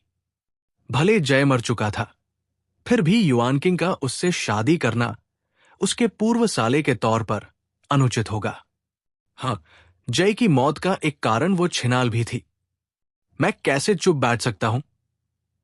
उसे हमारे परिवार का हिस्सा बनाकर मैं उसे यातना दूंगा, कांगक्योंग ने गुस्से से कहा। कांगक्योंग की बात सुनकर चोंग वशिष्ठ अचानक घबरा गया। इस पल उसे आखिरकार समझ आया कि मुखिया को अब वशिष्ठ और सिन्हा परिवार के रिश्ते की परवाह नहीं थी। वो सिर्फ रूपा को परिवार का हिस्सा बनाना चाहता था ताकि उसे यातना दे सके। चोंग वशिष्ठ, अभी सिन्हा परिवार को सूचित करो कि मैं रूपा और युआन किंग वशिष्ठ की शादी करवाऊंगा। साथ ही नवद्वीप के दूसरे परिवारों को भी ये खबर दो ताकि वे सब आएं। मुखिया, अगर सिन्हा परिवार इस शादी से सहमत नहीं हुआ तो हमारे परिवार के 2 बुजुर्गों को ले जाओ।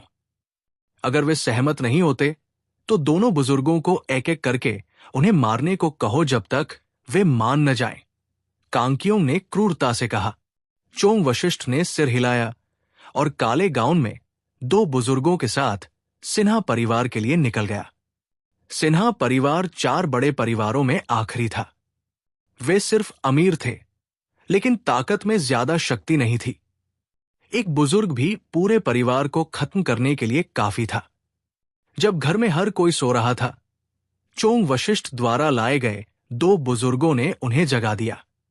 सिन्हा परिवार का मुखिया जियानलिन सिन्हा, उनकी पत्नी शी फेंगजांग, उनका बेटा झाओयांग सिन्हा और आखिरी लेकिन सबसे अहम उनकी बेटी रूपा सब जाग गए। जियानलिन गुस्से से चिल्लाया, चोंग वशिष्ठ, तुम अपने 2 बुजुर्गों को लेकर मेरे परिवार में क्या कर रहे हो? चोंग वशिष्ठ ने व्यंग्य भरी हंसी मारी और बोला, सीधे सीधे बात। हमारे मुखिया ने मुझे कहलवाया है कि रूपा हमारे दूसरे young master yuan king Vashishtha से शादी करने जा रही है। रूपा की मंगेतर जय मर चुका है। उसे अब युआन किंग वशिष्ठ से शादी क्यों करनी चाहिए? सिन्हा मास्टर, रूपा को युआन किंग वशिष्ठ से शादी करनी ही होगी। ये मेरे मुखिया का आदेश है। तो अगर मैं इस शादी से सहमत नहीं हुआ तो? जियानलिन ने भौहें तानकर नाखुशी से कहा। उसे गुस्सा था कि वशिष्ठ परिवार अब क्या करने की कोशिश कर रहा है। रूपा जय की मंगेतर थी और अब वे चाहते थे कि युआन किंग वशिष्ठ उससे शादी करे। ये घोटाला सिन्हा परिवार की साख के लिए बड़ा झटका होगा। जूम। एक काले गाउन वाला बुजुर्ग झटके से झाओयांग के पास पहुंचा और उसका गला कसकर पकड़ लिया। हमारे मुखिया ने अपने बेटे को खोया है। उन्होंने कहा है कि अगर तुम इस शादी से सहमत नहीं हुए तो हम तुम्हारे परिवार को मार डालेंगे और तुम्हें भी अपने बेटे को खोना होगा। झाओयांग सिन्हा सिर्फ 20 साल का था। पापा, मुझे बचाओ। उसका गला घुट रहा था और वो लाल चेहरे के साथ चिल्लाया। उसे छोड़ दो। जियानलिन गुस्से से गरजा। उसे यकीन नहीं हो रहा था कि वशिष्ठ परिवार इतना बेरहम हो सकता है कि उन्होंने उसके बेटे की जान की धमकी दी। दरअसल जियानलिन को नहीं पता था कि जय की मौत से वशिष्ठ परिवार और उनके बुजुर्ग गहरे गुस्से में हैं। उन्हें अपनी हताशा निकालने की जगह नहीं मिल रही थी और पता चला कि जय की मौत की मुख्य वजह रूपा थी। उन्होंने सारा गुस्सा सिन्हा परिवार पर निकाल दिया। जियानलिन सिन्हा, मैं एक बार फिर पूछता हूं, क्या तुम कल तक रूपा को युआन किंग से शादी करने की इजाजत दोगे या नहीं? काले गाउन वाले बुजुर्ग ने व्यंग्य भरी हंसी के साथ झाओयांग का गला और कसते हुए कहा। झाओयांग उसे डर से देख रहा था और उसकी सांसें थमने वाली थी। भले झाओयांग ने जवानी में कुछ मार्शल आर्ट्स सीखा था, वो काले गाउन वाले बुजुर्ग के सामने बिल्कुल बेबस था। अब वो कुछ भी नहीं कर सकता था, जैसे वो एक छोटा मुर्गा हो। काले गाउन वाले बुजुर्ग की आंखों की क्रूरता को देखकर बेचारा और युवा झाओयांग घबरा गया। कोई मेरी मदद करो, उसने हताश होकर चिल्लाया। सिन्हा परिवार के यंग मास्टर के तौर पर उसकी जिंदगी शानदार थी और हर कोई उसकी चापलूसी करता था। अब वो इस अचानक दुख और डर को बर्दाश्त नहीं कर पा रहा था। झाओयांग के पीछे के 2 बॉडीगार्ड्स तुरंत काले गाउन वाले बुजुर्ग की ओर दौड़े और उसकी मदद करने की कोशिश की। दोनों बड़े और हट्टे-कट्टे थे। उनके मंदिर उभरे हुए थे और उनकी मजबूत खुरदरी हथेलियां ताकतवर लग रही थी। उन्होंने गरजते हुए बुजुर्ग की ओर मुक्के लहराए। चटाक।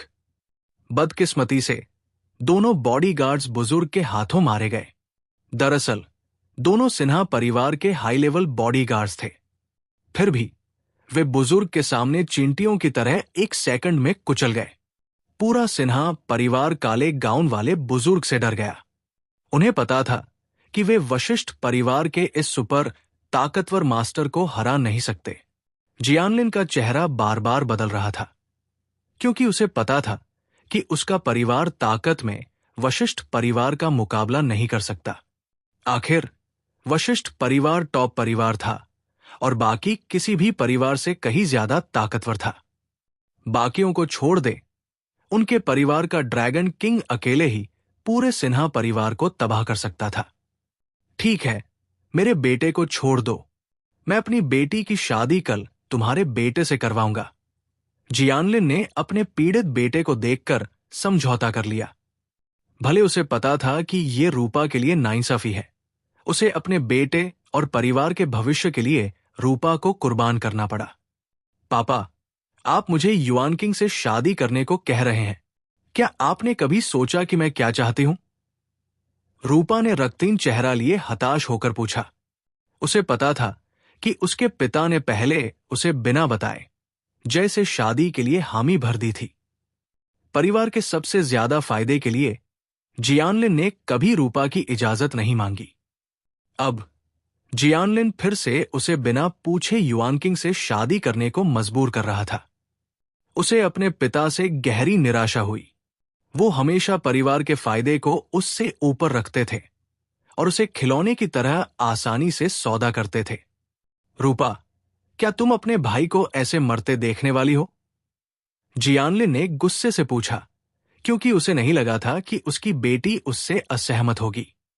सच कहें, जियानलिन को पता था कि वो अपनी बेटी का बहुत कर्जदार है। उसने कभी उसकी राय नहीं पूछी और हमेशा उसकी शादी खुद तय की। लेकिन जियानलिन एक बिजनेस ओरिएंटेड आदमी था और परिवार की साख को सबसे ज्यादा अहमियत देता था। उसे परिवार के लिए रूपा को कुर्बान करना पड़ा। दी, प्लीज मेरी मदद करो, मैं मरना नहीं चाहता, झाओयांग ने डरे हुए चेहरे के साथ गिड़गिड़ाना शुरू किया। रूपा को अनिर्णय में देखकर काले गाउन वाले बुजुर्ग ने झाओयांग की एक उंगली तोड़ दी, जिससे वो तीखी चीख मारकर चिल्लाया, रूपा, अगर तुम सहमत नहीं हुई तो मैं तुम्हारे भाई की सारी 10 उंगलियां तोड़ दूंगा। और फिर उसके अंग काले गाउन वाले बुजुर्ग ने रूपा को धमकाना शुरू किया। रूपा, मां अब तुमसे गिड़गिड़ा रही है, प्लीज अपने भाई की मदद करो। शीफेंग अपने बेटे को ऐसी यातना में देखकर बर्दाश्त नहीं कर सकी और रूपा से गिड़गिड़ाई, मां, आप भी मुझे युआनकिंग से शादी करने के लिए कैसे धकेल सकती हैं? रूपा को पूरी तरह मृत और खालीपन महसूस हुआ। उसे कभी नहीं लगा था कि उसके पिता और मां दोनों उसे किसी और से शादी करने के लिए मनाएंगे। रूपा, मैं ऐसा नहीं करना चाहती, लेकिन वशिष्ठ परिवार बहुत धमकी भरा है और अगर तुम युआनकिंग से शादी के लिए सहमत नहीं हुई तो वे सचमुच झाओयांग को मार डालेंगे। तुम हमारी अगली पीढ़ी को ऐसे नष्ट नहीं करोगी ना। शीफेंग ने अभी भी परिवार के लिए सबसे अच्छा बोलने की कोशिश की। रूपा, पापा भी अब तुमसे गिड़गिड़ा रहे हैं कि युआनकिंग से शादी कर लो। तुम्हारी मम्मी और मैंने तुम्हें जिंदगी दी, क्या तुम इसके बदले कुछ नहीं दे सकती? जियानलिन ने उदासी से कहा। जियानलिन की बात सुनकर रूपा का दिल और टूट गया। ठीक है, उसकी जिंदगी उसके माता पिता ने दी थी, जिसके लिए वो हमेशा आभारी थी। फिर भी वे युआनकिंग से शादी के लिए मजबूर करते हुए उसकी भावनाओं को कैसे नजरअंदाज कर सकते थे? इस तथ्य से रूपा हताश थी कि उसके माता पिता हमेशा उसकी भावनाओं को नजरअंदाज करते थे और परिवार के फायदे के लिए उसे आसानी से किसी और से शादी करने को मजबूर करते थे। ठीक है, मैं कल युआनकिंग से शादी करूंगी, आपके दोनों के बदले में। रूपा अंदर से पूरी तरह मर चुकी थी। वो मुड़ी और चली गई। इस बीच उसका दिल इतना टूट गया कि वो कांपना बंद नहीं कर पा रही थी। रूपा को लगा जैसे उसका दिल टुकड़े टुकड़े हो गया। उसे इस बात से गहरी निराशा हुई कि उसके माता पिता ने उसे जन्म देने के बदले में युआनकिंग से शादी करने के लिए मजबूर किया। ठीक है, लगता है तुम्हें पता है कि तुम्हें क्या करना चाहिए। मैं अगली सुबह 9 बजे उसे लेने आऊंगा। काले गाउन वाला बुजुर्ग कई हंसियों के बाद वशिष्ठ परिवार के 2 अन्य लोगों के साथ चला गया। बाद में चोंग वशिष्ठ ने 2 बुजुर्गों के साथ सिन्हा, ये, पेई और यांग परिवार को रूपा और युआनकिंग की शादी की खबर दी और उन्हें कल आने को कहा। जाहिर तौर पर कांकियों का सारे परिवारों को बुलाने का मंसूबा महत्वाकांक्षी था। शादी सिर्फ एक बहाना थी। वो एक गठबंधन बनाना चाहता था और दूसरे परिवारों से ताकत हासिल करना चाहता था।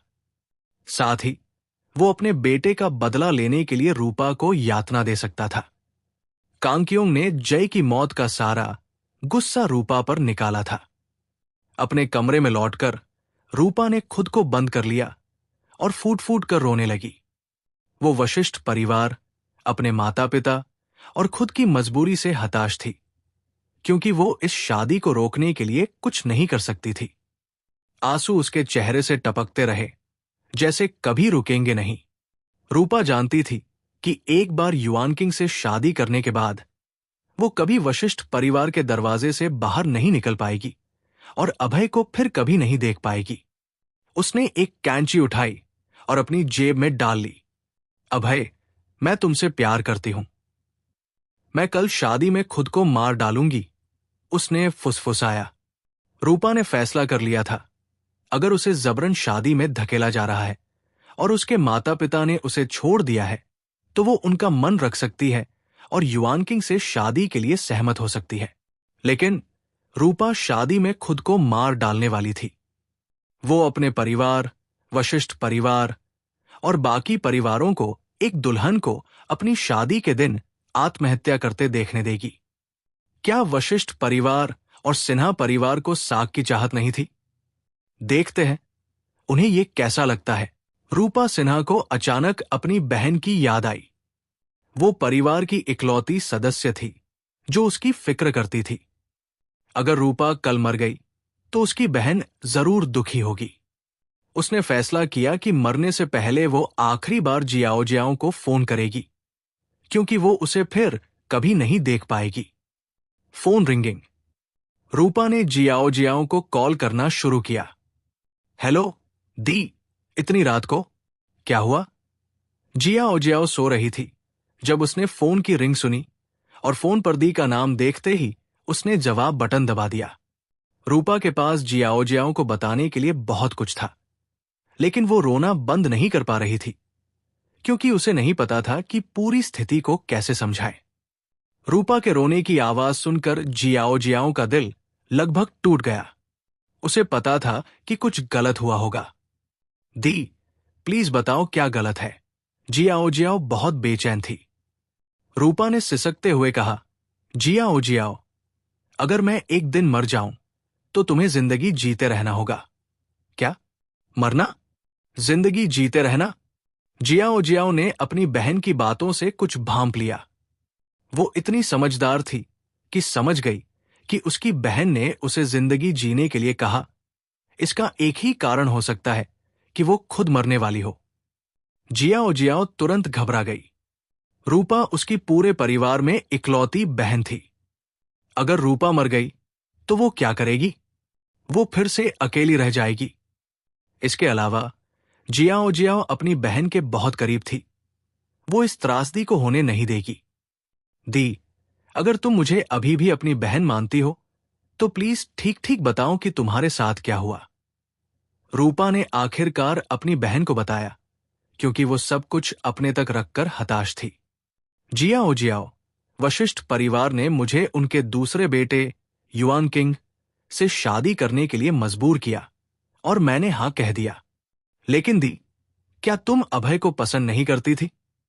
फिर तुमने युआन किंग से शादी के लिए हां क्यों कहा? जियाओ जियाओ, मुझे मजबूरी थी, वरना वे मेरे भाई झाओयांग को मार डालते। लेकिन मैं कल शादी में खुद को मार डालूंगी और उन्हें एक मरी हुई दुल्हन दूंगी।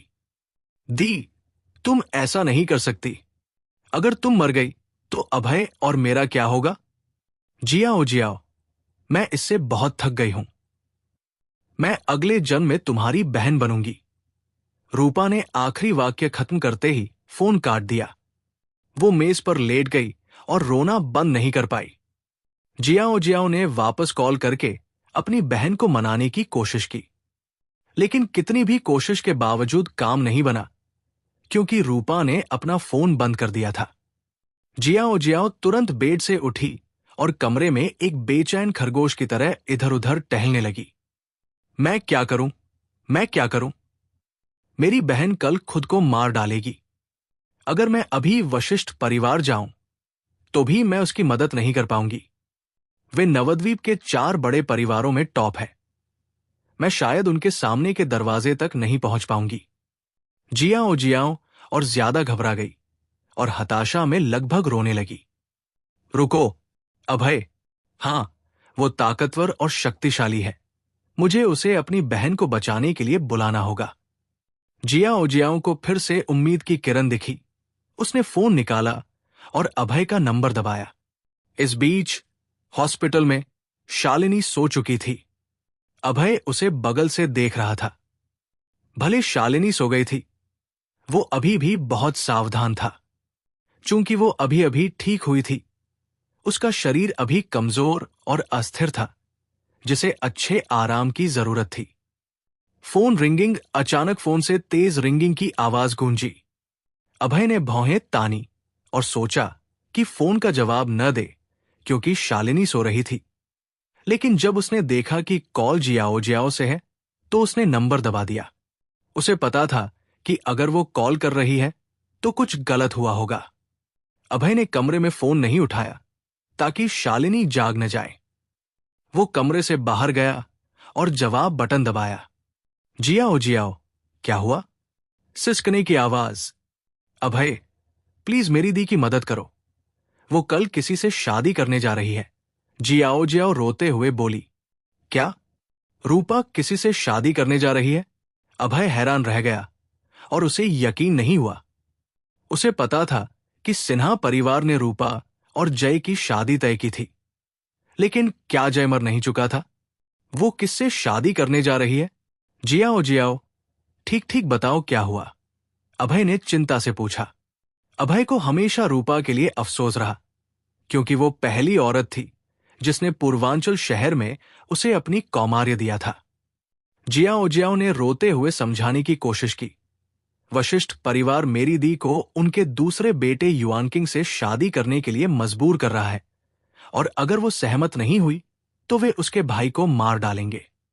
दी ने आखिरकार उनकी बात मान ली और मुझे बताया कि वो कल शादी में खुद को मार डालेगी।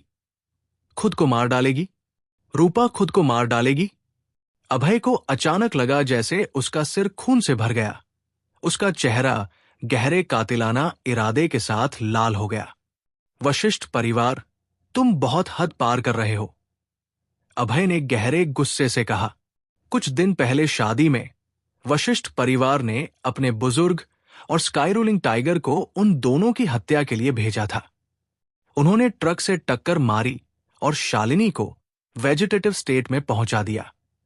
अभय की योजना थी कि शालिनी के पूरी तरह ठीक होने पर वशिष्ठ परिवार से बदला लेगा। अब उन्होंने रूपा को उनके बेटे से शादी करने के लिए मजबूर किया। ये बर्दाश्त से बाहर था। वशिष्ठ परिवार, अगर तुम मुसीबत मोल लेना चाहते हो तो मैं तुम्हारा सपना पूरा कर दूंगा।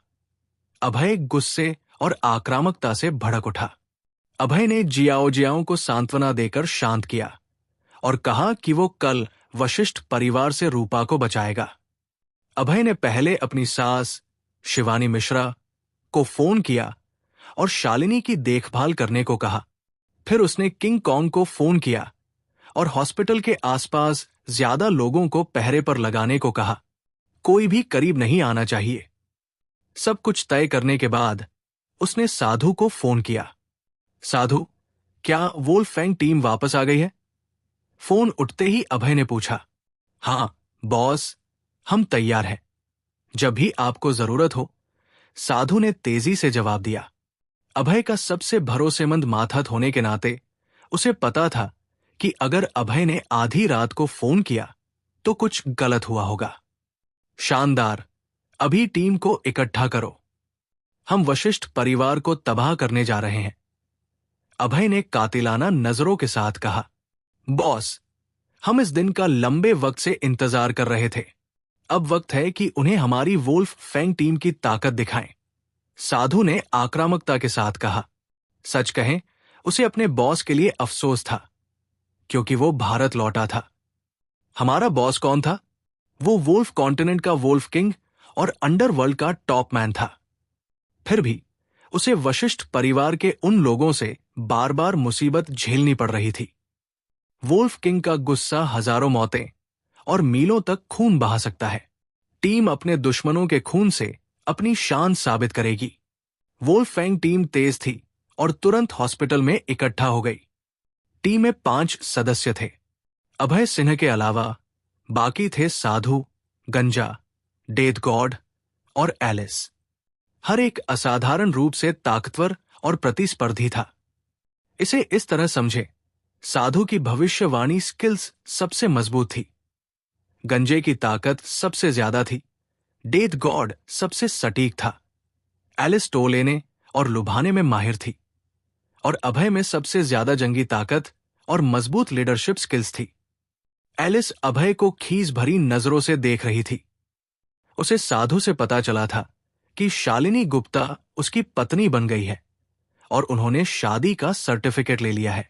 अगर कार एक्सीडेंट न हुआ होता तो शायद वे अब तक साथ सो चुके होते, लेकिन अभय के पास उसकी खीस देखने का वक्त नहीं था। अभी सुबह के 5 बजे थे। 4 घंटे बाद रूपा सिन्हा और युआनकिंग वशिष्ठ की शादी शुरू होने वाली थी। यानी अभय के पास सिर्फ 4 घंटे बचे थे।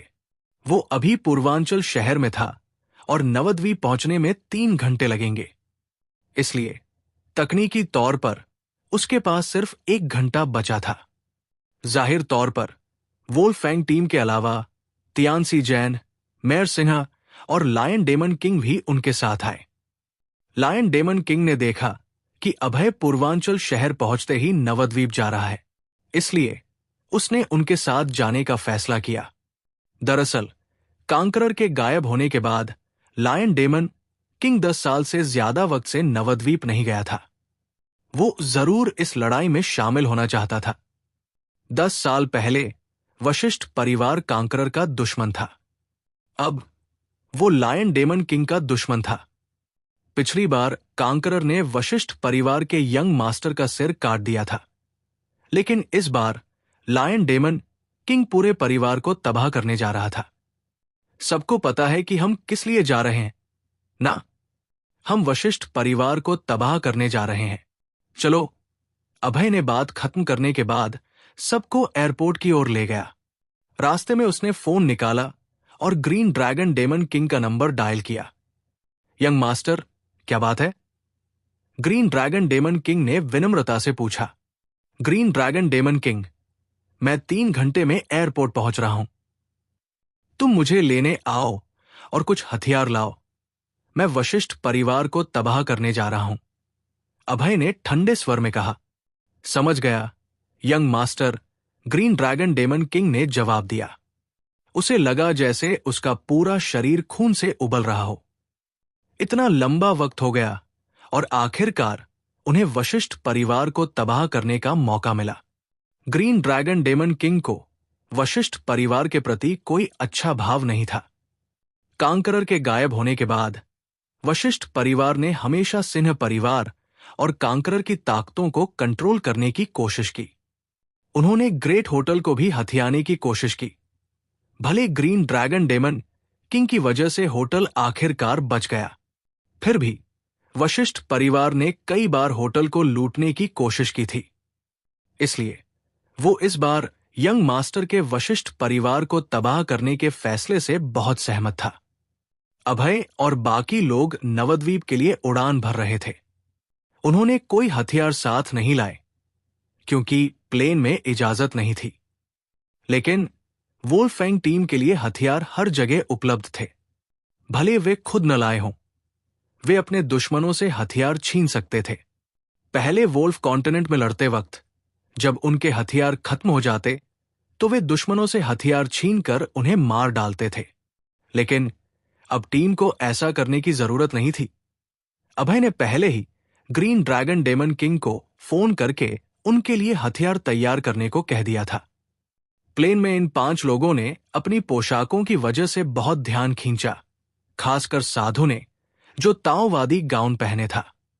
गंभीरता से, आजकल कौन ऐसा कपड़ा पहनता है?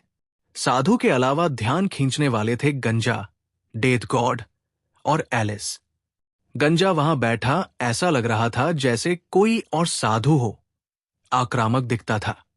डेथ गॉड मरे हुए इंसान की तरह स्थिर बैठा था और एलिस इतनी खूबसूरत और आकर्षक थी कि हर कोई उसे घूर रहा था, क्योंकि प्लेन में आमतौर पर ऐसी गोरी लड़की नहीं दिखती। कुछ चालाक मर्दों ने एलिस से बात करने की कोशिश की, लेकिन उसके बगल में बाकियों को देखते ही डरकर अपनी सीटों पर वापस बैठ गए। लायन डेमन किंग और गंजा बगल बगल बैठे थे। दोनों लंबे और हट्टे-कट्टे थे। अकेले ही 4 सीटें घेर रहे थे। भाई, तुम कड़क लगते हो। मैं अपना परिचय देता हूं। मैं गंजा हूं। मेरा नाम चोंग लू है, गंजे ने मुस्कुराकर कहा। उसे लायन डेमन किंग से निकल रही दबंग ताकत महसूस हो रही थी। ये इतनी धमकी भरी ताकत थी कि गंजे को भी हैरानी हुई। लायन डेमन किंग ने उसे उदासीन नजर से देखा और बगल में अपने यंग मास्टर की ओर मुड़ गया, बिना उसका जवाब दिए। दूसरी तरफ एलिस बार बार अभय से उसके और शालिनी के बारे में पूछ रही थी। जब उसे अभय की गुस्साई नजर मिली तो वो चुप हो गई। 3 घंटे बाद वे आखिरकार नवद्वीप पहुंचे। ग्रीन ड्रैगन डेमन किंग की मदद से हर एक को हथियार मिल गया। अब वे वशिष्ठ परिवार की ओर बस से जा रहे थे। इस वक्त नवद्वीप, वशिष्ठ परिवार में माहौल काफी खुशनुमा था। घर मेहमानों से भरा था और हर कोने में लाल शुभ संदेश टंगे थे। नवद्वीप के सारे परिवार रूपा और वशिष्ठ परिवार के दूसरे बेटे युआंकिंग की शादी का जश्न मनाने आए थे। 4 टॉप परिवार, सिंह, ये और सिन्हा परिवार, साथ ही अन्य ताकतवर परिवार जैसे पेई, यांग परिवार वगैरह भी जश्न में शामिल थे। दरअसल ये सारे परिवार वशिष्ठ परिवार के मालिक की वजह से आए थे। आखिर वशिष्ठ परिवार चारों में टॉप था, तो उन्हें उसकी चापलूसी के लिए आना ही था। सिन्हा परिवार के young master Zhenjiang Singh, Daoming Sinha और वूकिंग सिंह, ये परिवार के यंग मास्टर पोजू ये, लेंग शुए ये और होंगडी ये, सिन्हा परिवार के यंग मास्टर जियानलिन सिन्हा, शी फेंगजांग और झाओयांग सिन्हा, पेई परिवार के यंग मास्टर बाओगो पेई और सोंग पेई, और आखिरी में यांग परिवार के यंग मास्टर झेन यांग। सब शादी में पहुंच चुके थे। ये नवद्वीप में एक बड़ा उत्सव था। सारे परिवारों के यंग मास्टर्स वशिष्ठ परिवार की ताकत की वजह से आए थे। रूपा ने वेडिंग ड्रेस पहनी थी और उसका चेहरा पीला था। युआनकिंग वशिष्ठ ने काला सूट पहना था और वो उत्साहित दिख रहा था। उसका चेहरा ठीक ठाक था और काली घनी भौहें थी, जो बिल्कुल अपने भाई जय जैसी थी। उसे जाहिर तौर पर पता था कि रूपा एक खूबसूरत लड़की है। नवद्वीप की सबसे खूबसूरत औरत से शादी करने का मौका मिलने से वो इस शादी के लिए पूरे दिल से सहमत था। शादी अब शुरू होती है। कृपया दूल्हा और दुल्हन एक दूसरे को गले लगाएं, साधु ने जोर से कहा। साधु की बात सुनते ही युआनकिंग उत्साहित हो गया और रूपा को गले लगाने वाला था। लेकिन रूपा ने अचानक अपनी कैंची निकाली और ठंडे स्वर में कहा, एक कदम और करीब आए तो मैं खुद को मार डालूंगी। खुद को मार डालेगी? ये क्या हो रहा है? रूपा को ऐसा करते देख हर कोई सन्न रह गया। वे यहां शादी देखने आए थे, आत्महत्या नहीं। इस पल सारी नजरें रूपा और युआनकिंग पर टिक गई। रूपा पीले चेहरे के साथ रो रही थी। अभय, मैं तुमसे प्यार करती हूं। मैं वशिष्ठ परिवार से शादी करने से बेहतर मर जाऊंगी। कांगक्योंग अचानक गुस्से से भड़क उठा और आक्रामक ढंग से बोला, रूपा, तुम कमीनी, अगर तुमने खुद को मार भी लिया तब भी तुम हमारे परिवार की ही रहोगी।